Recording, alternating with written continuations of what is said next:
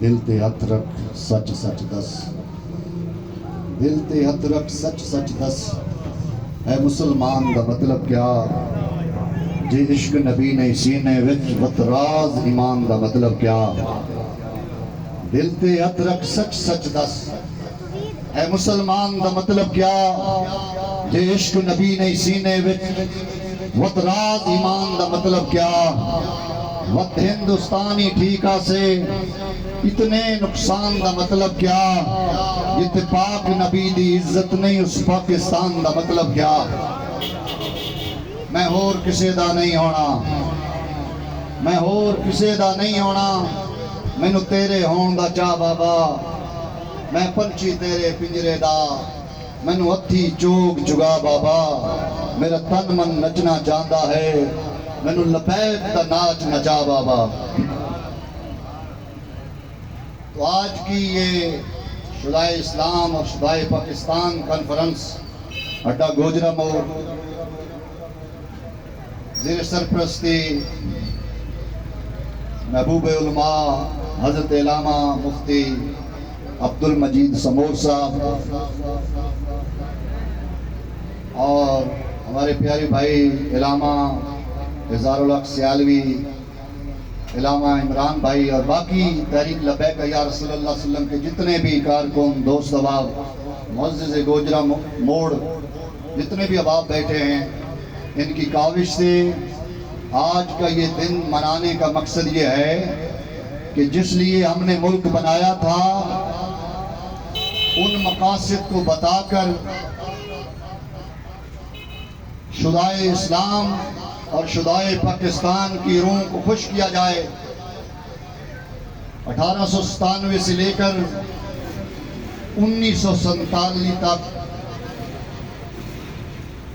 علماء اہل سنت کی اس ملک کے لیے قربانیاں تھیں۔ پاکستان بنانے میں جو سب سے زیادہ جدوجہد اور کوشش ہمارے علماء اہل سنت کی تھی، اور پھر پاکستان کی تاریخ کو جو رنگ لگا، جو پروان چڑھا، وہ غازی علم دین شہید رحمت اللہ علیہ کا خون مبارک تھا۔ کیونکہ ملک پاکستان نہیں بنا تھا، ہندوستان تھا۔ اس وقت ایک ہندو نے ہمارے آقا و مولا کی شان میں گستاخی کی اور اس کو ایک عاشق رسول غازی علم دین شہید نے وصل جہنم کر دیا۔ کیونکہ وقت بہت کم ہے، مختصر آپ کو بتاؤں گا۔ انگریز کی حکومت تھی، آپ کو گرفتار کر لیا گیا، میاں والی کی جیل میں پھانسی لگا دی گئی۔ مسلمانوں نے کوشش کی، علامہ اقبال نے کوشش کی، مگر وہ عاشق رسول حضرت غازی علم دین شہید کو نہ بچا سکے۔ پہلے بھی کوشش کر رہے تھے ملک کی، پھر گلی گلی بازار بازار نگر نگر میں یہ نعرہ لگ گیا کہ ہم نے اپنے آقا و مولا تاجدار مدینہ کے ایک سچے عاشق کو نہیں بچایا، اب تو ہم ملک بنا کر رہیں گے۔ پھر گلی گلی بازار بازار چراہے چراہے یہ نعرہ لگا، بٹ کر رہے گا ہندوستان، بن کر رہے گا پاکستان۔ پاکستان کا مطلب کیا؟ سارے بولیں، جتنے بھی دوست سن رہے ہیں، پاکستان کا مطلب کیا؟ دستور ریاست کیا ہوگا؟ غازی علم دین شہید کی برکت سے، آپ کی شہادت سے اللہ تبارک و تعالیٰ نے ہمیں پاکستان کی نعمت عطا فرمائی، اور پاکستان خالص اسلام کے لیے بنا تھا، خالص نظام مصطفیٰ کے لیے بنا تھا۔ مگر افسوس آج 75 سال تقریباً ہو چکے ہیں اس ملک کو بنے ہوئے۔ ملک جب سے بنا ہے آج تک اس ملک میں اللہ اور اللہ کے رسول کے ساتھ جنگ جاری ہے۔ کل بھی ایک جگہ پہ میں نے خطاب کیا، سیاستدان بھی بیٹھے تھے، میں نے کہا کارکن سے لے کر سیاستدان تک، وزیر اعظم تک، ہر جماعت جو سود کا نظام چلا رہی ہے، سود پر ملک کو چلا رہی ہے، ان سب کی اللہ اور اللہ کے رسول کے ساتھ جنگ ہے۔ اس میں ایک پرچی دینے والا اور وزیر اعظم سے لے کر ایک پرچی دینے والا سب اس جو ہے سودی نظام میں شامل ہیں. تیری پرچی سے MNA بنتا ہے اور اس کے بعد جا کر وزیر اعظم بنتا ہے. مگر تمہیں علم ہونا چاہیے کہ یہ جتنی ہی لبرل سیاسی جماعتیں ہیں ان سب کا نظام سود پر کاروبار اور پاکستان کو سود پر چلا رہے ہیں. اور قرآن کہتا ہے سود کا جو کاروبار کرتا ہے یا سود لینے والا اس کے ساتھ اللہ اور اللہ کے رسول کی جنگ ہے.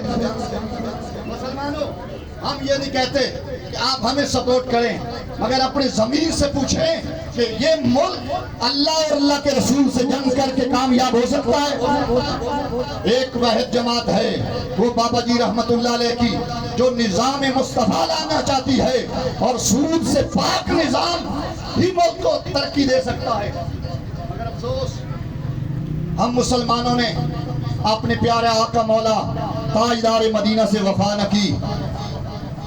پنجاب کا گورنر سلیمان تصیر جس نے میرے آقا کی شان میں گستاخی کی، ملک ممتاز حسین قادری نے ایک کانسٹیبل تھا، پولیس والا تھا مگر ماں باپ نے حلال کھوایا تھا. پولیس والوں میں بڑے حلالی ہیں، حلال کھلایا تھا. 27 گولیاں مار کے سلیمان تصیر کو وصل جہنم کر دیا. پھر تحریک چلی اور اس تحریک کا یہ نعرہ تھا کہ یار ہم نے ملک اسلام کے نام پر بنایا تھا، ہندوستان تھا، کفار کی حکومت تھی تو ہم غازی علم دین کو نہ بچا سکے، اب تو ہمیں غازی ممتاز حسین قادری کو بچانا چاہیے. مگر افسوس بڑے بڑے لوگ جبے دستار والے بک گئے، خانقاہیں بک گئی اور حضور کے عاشق کے ساتھ نہ کھڑی ہوئی. مگر اللہ تبارک و تعالی جسے چاہے کام لے لے. ایک ویل چیئر پہ بیٹھے ہوئے بابے سے کام لیا، پھر مشرق سے لے کر مغرب تک، شمال سے لے کر جنوب تک اس بابے نے ویل چیئر پر بیٹھ کے ایمان والوں کے جو ایمان تھے انہیں مضبوط کر دیا اور کفار کو جھنجھوڑ کر رکھ دیا. کہا یہ ملک نبی کی نلین کے صدقے بنا ہے، اب اس ملک میں نظام چلے گا تو وہ نظام مصطفیٰ چلے گا. نہ تیروں نہ شیروں نہ بلوں کی ضرورت ہے، میرے وطن کو محمد کے فقیروں کی ضرورت ہے. اب ہم نے یہ جدوجہد کرنی ہے کہ ہم نے اس ملک میں نظام مصطفیٰ لانا ہے اور نظام مصطفیٰ اس وقت آئے گا جب ہم سب بیدار ہو کر نبی کے نظام کے ساتھ کھڑے ہو جائیں گے. خدا کی قسم فقیر مکہ میں کیا عمرے کیے، یہ علماء سے بتانا چاہتا ہوں. کل بھی میں نے بات کی، لوگ حیران ہو جاتے ہیں میری اس بات سے. میں نے طواف کعبہ کیا، عمرے کیے، میں طیف کی وہ وادیاں پھرا جہاں میرے نبی کا بچپن گزرا تھا. میں مدینہ منورہ گیا، کرونا میں کسی کو نہیں جانے دیتے تھے. میں نے بابا جی رحمت اللہ علیہ کی وہ دستار جو آپ پہنتے ہیں رنگ والی وہ منگائی اور خواہش کی کہ میں نے یہ جنت البقیہ میں پہننی ہے. واللہ مسجد قریب ہے، 2 شورتے آئے مجھے، ایک ادھر سے پکڑتا ہے ایک ادھر سے پکڑتا ہے. یلا متوہ یلا، میں نے کہا چل، میں نے لے گئے جنت البقیہ. دیکھا کوئی بندہ ہی نہیں ہے. میں نے کہا صلی، میں نے کہا نماز پڑھ. میں 2 نفل پڑے ہوتے ہی شاپر دستار ہے میں کھول کے ٹوپی پہنی بن کے وہ ادھر پھر آئے، میری باں پکڑ کے جالیے میں سامنے کر دیتا.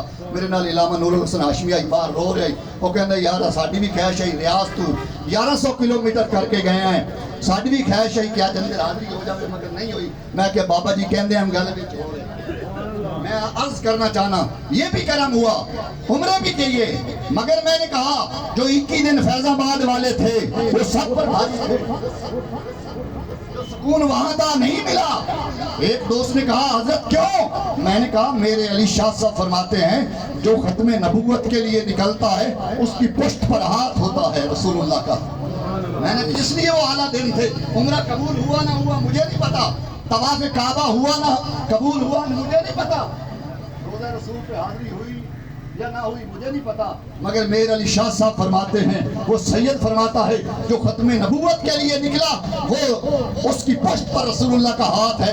میں نے کہا اللہ کا لاکھ لاکھ شکر ہے جب بابا نے آواز لگائی ہم نے لبیک کہا اور لاہور سے لے کر فیض آباد تک گئے. فیض آباد میں بیٹھ کر حضور کی عزت اور ختم نبوت پر پہرا دیا اور اللہ تعالیٰ کا لاکھ لاکھ شکر ہے کہ ہم بابا جی کے وہ کارکن ہیں جو ہمہ وقت نبی کی عزت اور ناموس کے لیے جان ہتھیلی پر رکھتے ہیں، سینہ کھول کر کہتے ہیں جو گولی پر نام لکھا ہے وہ لگنی لگنی ہے، جو قبر میں ہاتھ ہے وہ بیعت نہیں ہے، جو جیل میں خیرات ہے وہ خیر نہیں ہے، پھر ڈر کس چیز کا ہے؟ جب ملک کلمے کے نام پر بنا ہے، جب ملک اسلام کے نام پر بنا ہے، پھر ہمیں دن رات ایک کر دینی چاہیے نبی کے دین کے لیے، اسلام کے نفاذ کے لیے۔ انشاءاللہ عز و جل میں ایمان سے کہتا ہوں اب اداروں میں بھی ایماندار لوگ بیدار ہو رہے ہیں، انہوں نے بھی دیکھ لیا ہے نور والے بھی لٹیرے ہیں، پی پی والے بھی لٹیرے ہیں، وہ بلے والے بھی لٹیرے ہیں۔ ریاست مدینہ کی باتیں کر کے وہ عورتوں کو نچانے والا کبھی رسول اللہ کا وارث نہیں ہو سکتا۔ وارث وہی ہے جو رسول اللہ صلی اللہ علیہ وسلم کی دن بھی بات کرے گا۔ اب ہم نے نظام مصطفیٰ لانا ہے۔ گوجرے موڑ والوں، آپ نے اس تحریک لبیک یا رسول اللہ کا ساتھ دینا ہے اور اس کو مرکز، اس کو گڑھ بنانا ہے، اور آپ لوگوں نے ہماری طرف نہیں دیکھنا، بس گنبد خضرا کی طرف دیکھنا ہے اور ان کے نظام کو لانا ہے۔ آخری بات کر کے اجازت چاہتا ہوں، ابراہیم علیہ السلام کے لیے آگ جلائی گئی، وہ دودھ نے چونج میں پانی لیا، کسی نے پوچھا تیری چونج سے پانی آگ بجھے گی؟